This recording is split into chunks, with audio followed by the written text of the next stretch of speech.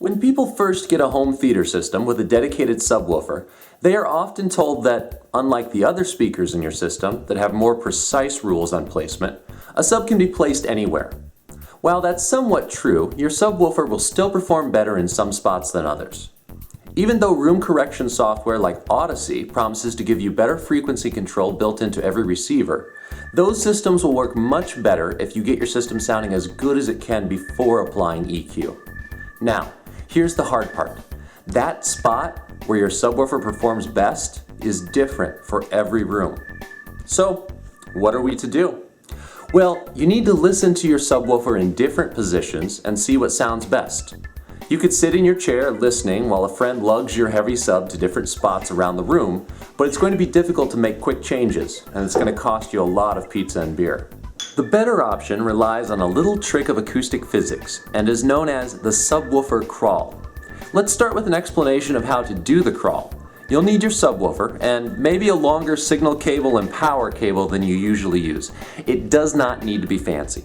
First, connect your subwoofer, make sure it's connected to the LFE sub output of your receiver, and that any filter or crossover control on your subwoofer is set to bypass, or its highest available setting so that it doesn't interfere with the bass management features of your receiver.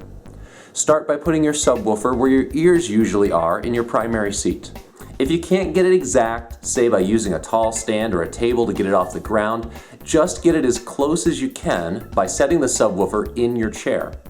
Make sure that none of the drivers or ports are blocked. My SVS sub has both of those in the front, so no problems here.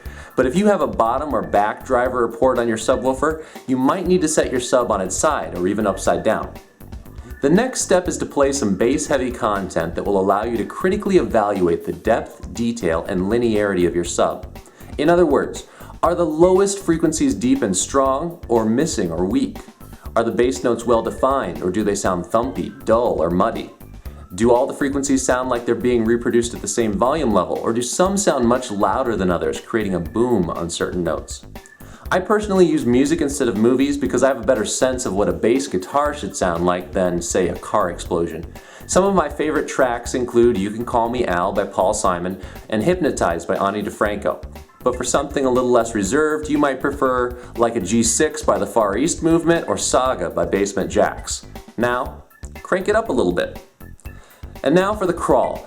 Your sub is up in your chair near where your head usually goes, so you need to put your head down where your sub will go. Start crawling around with your head a few inches off the ground, near where the center of your subwoofer would usually be. Try the corners. Try the midpoints of walls, the ends of couches, up by your speakers, anywhere you might be able to put your subwoofer. When you find a likely spot, try moving your head just a couple inches side to side or front to back. You might be surprised what a difference small adjustments can make. After you find a spot or two that sounds good and won't cause a tripping hazard, mark it with some tape. Then, put your sub in that spot and put yourself back in your chair. You should find the sound in your chair is now nearly identical to what it was when you were crawling around with your head near the floor. I know what you're thinking. He's a wizard. Burn him. But I swear, there's no sorcery involved here. A simple way to think about it is this. Sound waves are physical things, like a soccer ball. Imagine that you're sitting in your listening position and your friend is sitting where your subwoofer goes. If you throw the ball straight to your friend, it travels the same relative path and distance when your friend throws it back. If you bounce it off a wall, floor, or ceiling first, it interacts with the same boundaries if your friend bounces it back. So whether the sub is in your chair and you're on the floor, or vice versa, the distance, path, and the encountered boundaries are the same, and thus the sound is the same, more or less. The Subwoofer Crawl is the hot new dance move for discerning audiophiles everywhere. It can help you improve the sound from any subwoofer, large or small, in any room at little to no additional cost. It can even make your receiver's built-in EQ more effective. Before you listen, you have to crawl. If you want to learn more about home theater setup and other great entertainment technology news and information, subscribe to our YouTube channel and also check out Audioholics.com.